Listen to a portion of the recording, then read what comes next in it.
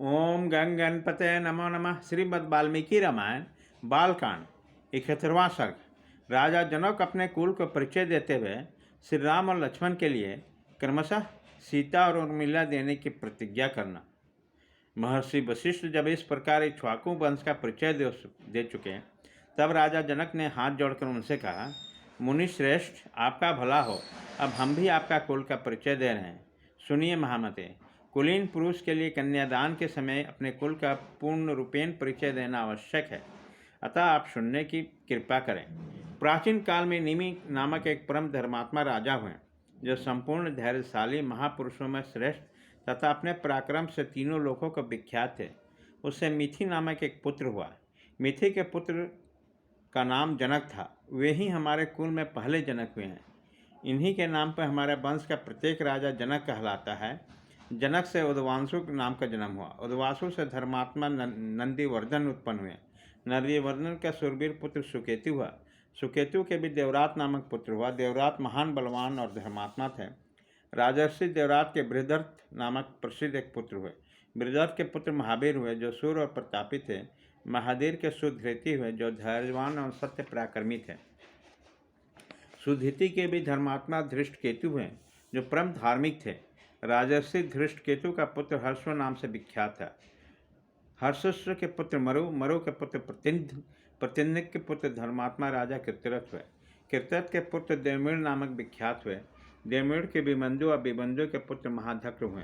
महाधक्र के पुत्र महाबली राजा कीर्तिरात हुए। राजा कीर्तिरात के महारोमा नामक पुत्र उत्पन्न हुआ।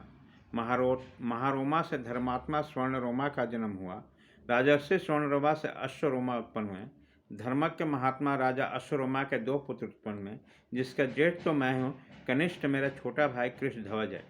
मेरा पिता मुझे जेठ पुत्र को राज पर अभिषक्ति करके कुशक ध्वज का सारा भाग मुझे सौंपकर वन में चले गए हैं। वृद्ध पिता के स्वर्गगामी हो जाने पर अपने देवतुल्य भाई कुश ध्वज के स्नेह दृष्टि में देखता हुआ मैं इस राज्य का भार धर्म के अनुसार वहन करने लगा। कुछ काल के अंतर पराक्रमी राजा सुंधवा ने संघासन नगर से आकर मिथिला को चारों ओर से घेर लिया।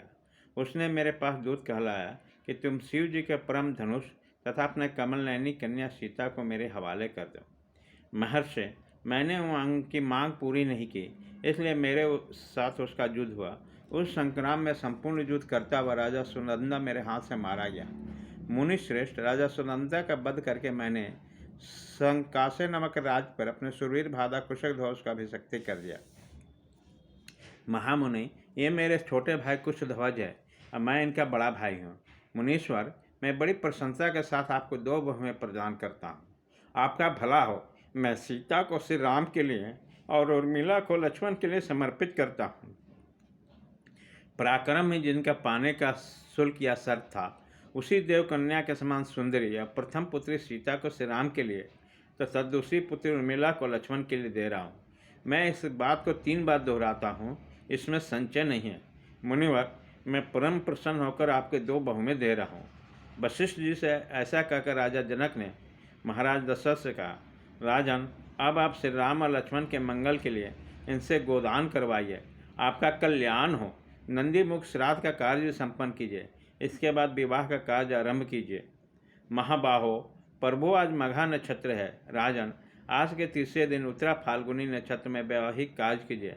आज श्री राम और लक्ष्मण के अभ्युदय के लिए गो, भूमि, तिल और स्वर्ण आदि का दान कराना चाहिए, क्योंकि भविष्य में सुख देने वाला होता है। इस प्रकार श्री वाल्मीकि निर्मित और रामायण आदि काव्य के बालकांड में 71वां सर्ग पूरा हुआ।